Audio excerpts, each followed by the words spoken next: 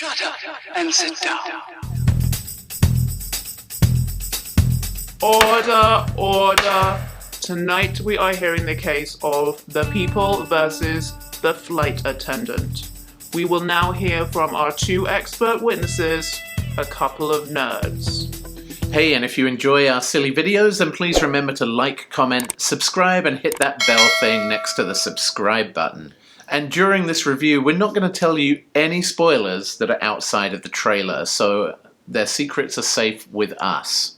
No spoilers. We hate spoilers. Yeah, so The Flight Attendant was released on November 26th on HBO Max. It's a short run, I guess you could call it a mini-series. It's only 8 episodes. And essentially it's about a hot mess of a flight attendant who's got a pretty considerable alcohol problem, who wakes up one morning after a one-night stand in Bangkok to find herself next to a dead body.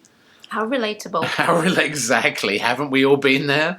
And she then has to go on a somewhat crazy adventure to try to uncover who murdered this person and why. This TV series was really 3 parts. It was a murder mystery, it was kind of a black comedy, and it was a very weird, surreal romance fantasy as well. So taking that piece by piece, one thing that I really liked about it was it takes Cassie, who's the lead character, played by Kaley Cuoco, and she is basically just kind of drawn into this weird world where she's trying to solve this murder herself, and is completely unequipped to do so. She kind of looks like she's struggling just to get through daily life, and yet she's thrust into this criminal underbelly trying to solve this murder conspiracy. And I really like that angle of every woman thrown into this bizarre, dark world. I really liked the contrast between when she was the flight attendant and everything she did was very routine. She knew all the plane stuff, she knew how to treat the passengers, she knew all the scripts that she had to run through, offering food to people. She looked very put together, like everything was under control. She controlled everything just when she was in the plane. As soon as she was outside of that plane, nothing was under her control at all, including her own behavior. And I really found that contrast an interesting one, because it was so stark, and having that unsettling changes where you weren't even sure what country she was in at some points, and it felt like she was so at home in those unfamiliar countries, in hotel rooms, that felt more at home than her actual home. And she was so rarely there. You didn't feel that she was connected to it. And I really enjoyed those contrasts. Yeah, that's an interesting point. And I found myself a little bit disoriented at times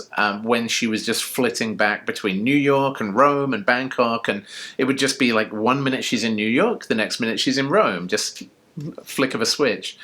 And I'm sure that's actually what reality feels like for a flight attendant. It probably is that disorienting. So maybe that was intentional. As a viewer, it made me feel a little bit lost at times as to what the heck was going on. But that happens to me pretty regularly anyway. It was I think again, I really enjoyed the contrast of it being, for her, a familiar and comfortable disorientation. And then when she was actually thrown into this underworld that she had no comfortability with, having to deal with actual criminals and just trying to fumble her way through because she didn't know who she could trust. I really liked that of it. Again, it was like the controlled disorientation, and then just the complete lack of any comfort or familiarity. Yeah, I also love the fact, so the second part of this show, I thought, was that it's a comedy show, a very dark comedy show. And I thought it was incredible the way Kaley Cuoco manages to switch between someone who's thrown into these horrifying situations and then just switching on a dime to being in the middle of a physical comedy act where she's doing something really goofy, or, you know, some traditional comedy routine. I really loved the way she could kind of flip back and forth, and it didn't feel artificial. I think her character had this kind of mania about her anyway, that going back and forth between comedic and serious scenes, you know, actually felt quite almost as if it was fleshing out the character more rather than taking you out of it. Mm-hmm. And the third aspect of this that I really liked, that was very kind of unsettling and really worked in the show, was And this is not a spoiler, you can see this in the trailer, that the guy who's murdered, who she's effectively had a one-night stand with in Bangkok, ends up becoming kind of a voice or a persona in her own head, with whom she becomes romantically involved. And to start off with, it's almost like she's in love with this guy's ghost, but as the series progresses, you start to realize that this is not the original guy. This is a version of him who exists only in her head, and is really a version of herself that she's falling in love with.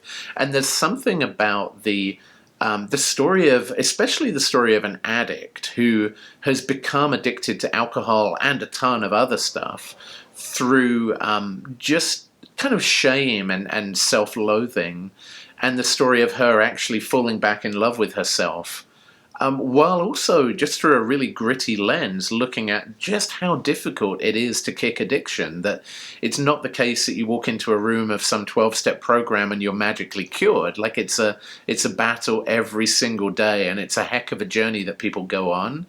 And I thought, I've never been in that space. I don't know how authentic this telling was, but it felt very, very real to me. It really kind of struck a chord. Yeah, I thought that was really well handled, just the complications in her life, but that her relationship with herself was mirrored in that way. It was almost like this guy was the most real relationship she'd had up to that point, and that it ended up, she fell in love with this handsome stranger, and it ended up being a version of herself that then she kind of found the strength to navigate this horrific situation she found herself in, and found herself. Yeah, and if you're familiar with some other shows that we've seen over the last few years, like You, which was amazing. The first season of You was one of the best thrillers I've ever seen. And Russian Doll as well, which was a phenomenal short series a couple of years back. It feels very much in the same universe as those. But like those series, I did have to question at times, did they give Kaley Cuoco's character too much of a podium? Because the supporting cast in The Flight Attendant are just phenomenal. You've got some really, really A-list talent there. And, they didn't get a lot of screen time. And there was a character called Megan who was kind of almost an admirer of Cassie, the flight attendant. She looked up to her. She called her best friend. And this character becomes embroiled in a whole side storyline of her own that was actually really compelling. But it just didn't get a lot of airtime because the lens was focused on the one flight attendant, Cassie, played by Kaley Cuoco, who she knocks it out of the park, don't get me wrong.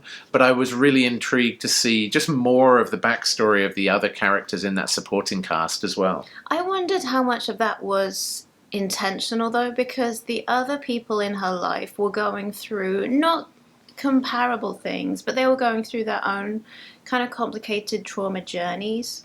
And I think it's Rosie Perez who plays Megan, and I loved her in Birds of Prey. She was so fun in that.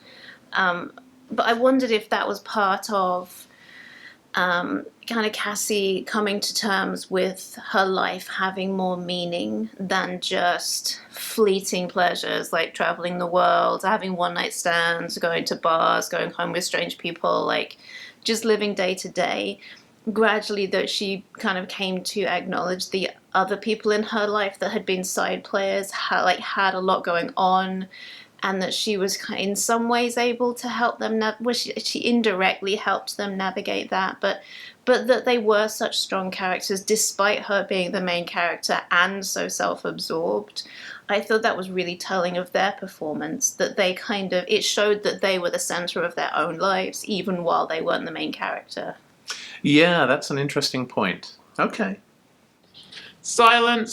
I've heard enough of these character witnesses. Now I want to hear about the crime that occurred. Apparently, this also involved a serious theft. So, in terms of stealing the show, I think it's clearly got to be Kaley Cuoco. She's been kind of pigeonholed into this sitcom-style role. I absolutely loved her voice acting as Harley Quinn in the Harley Quinn animated show. Good.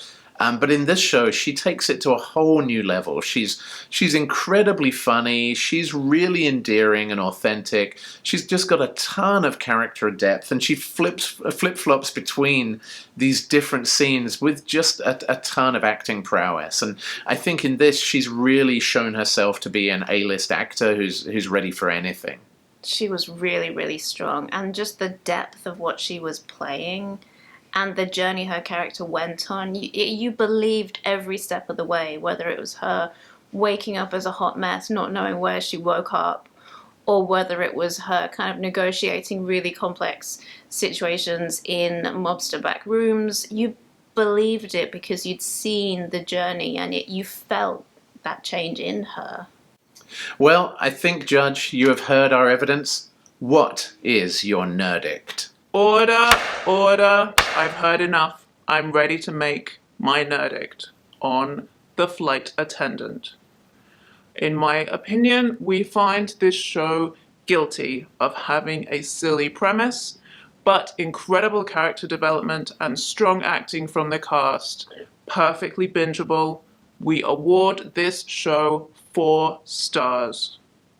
Thanks for watching, nerds. I find you guilty of being awesome, and I sentence you to subscribing to our channel using the buttons. You know where they are.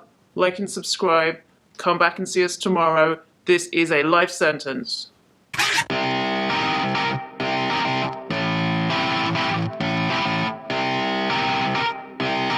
Shut up and sit down.